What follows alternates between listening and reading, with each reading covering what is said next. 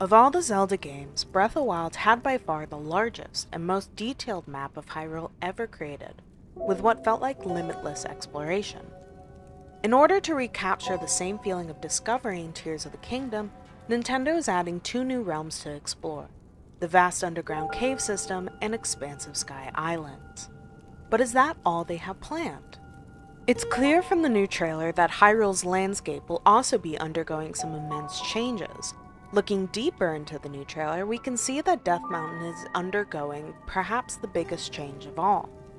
Malice can be seen pouring out of Elden Volcano, shaking up the once peaceful and dormant land. This begs the question, what will happen to the Gorons in Goron City? Breath of the Wild, and the Zelda series in general, has a history of having a common problem, or obstacle, that the player has to overcome before reaching the region's village. I expect Tears of the Kingdom to be similar, but with a new twist. Instead of the regions being impacted by the different environmental conditions, each region will instead be faced with new challenges caused by the return of Ganon. As part of a series of videos, I will be exploring each of the 4 major regions and what these challenges might look like. In this video, we'll cover the Elden region. My first theory? The Gorons will become evil. So let's jump into this idea with some concept art. The Elden region in Breath of the Wild is the smallest region on the map, and had the least amount of quests to actually complete. All in all, a very underutilized area. Which is an absolute pity, as the Gorons are my favorite Breath of the Wild race. I mean, look at these guys. To start off this concept, I want to get a general idea of the land.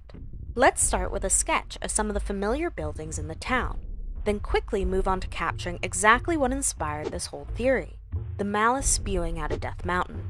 With the landscape mapped out, we can quickly add a placeholder sketch of our Goron, and later on we'll get into more details on what befalls our Round Rocky Goro brothers.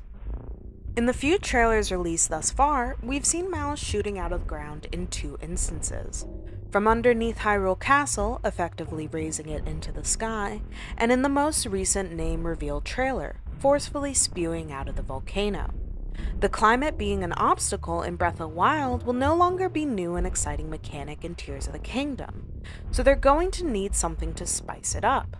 Engulfing the Elden region in Malice would definitely be an exciting alternative, keeping the gameplay fresh and the challenges new. I mean, it's not like they can have us sprinting to the top of Death Mountain screaming while on fire again. So what will this look like, and how will the player interact with the new environment?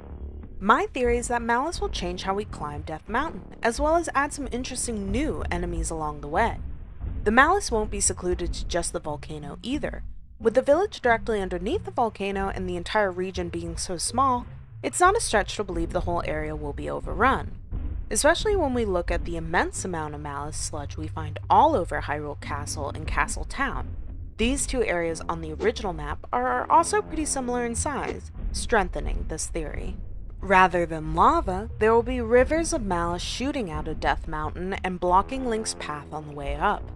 Instead of fireproof elixirs or the Flamebreaker armor, we'll get some kind of gear that will help us trudge through Ganon's thick, icky stuff.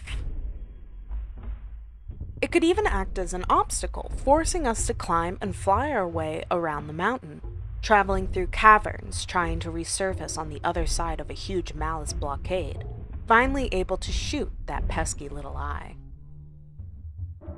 Before we move on to the next portion of the design, I wanted to take a second and thank you for all the support you've given on my last 2 videos.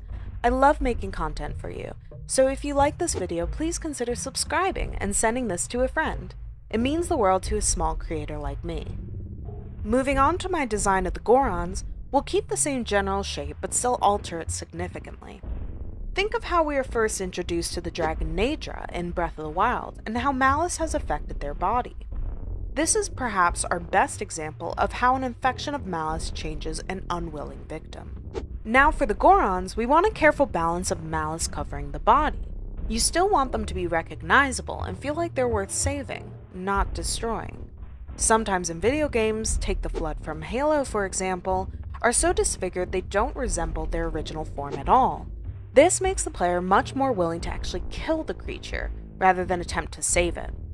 We know from Naydra and from all of the pools of malice dotted around Breath of the Wild's map that destroying the eye will cause the associated malice to dissipate, therefore making them savable. Naydra is the perfect example for our concept here. Comparing the infected Naydra and the freed version, we can see their general shape doesn't change much.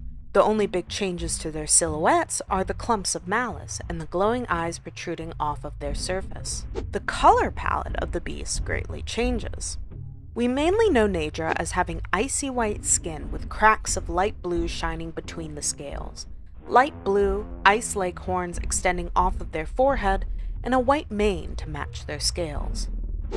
Malice Naydra presents themselves much differently. All of these colors are crafted into a mainly black creature, with accents of vibrant purple rather than light blue. The Gorons in Breath of the Wild have a diversity of color.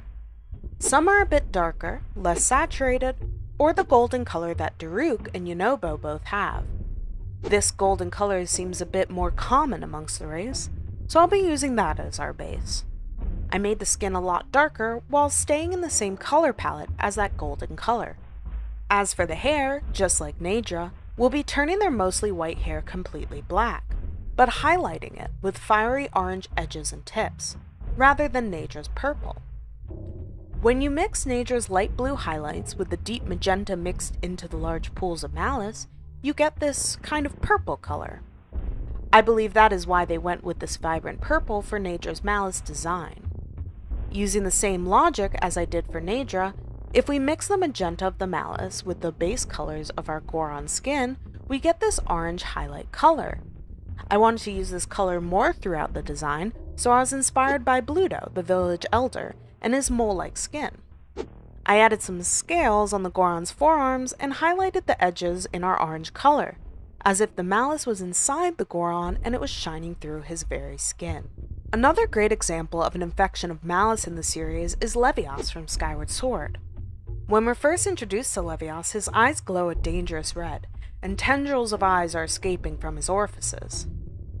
These eyes attached to Levias bear a strong resemblance to the malice eyes we see in Breath of the Wild, and although it is never explicitly stated that this infection Levias endures is created of Demise's evil, it is also not such a far-fetched idea. With Demise weakening his seal day by day, Levias's sudden turn for the worse seems like suspicious timing.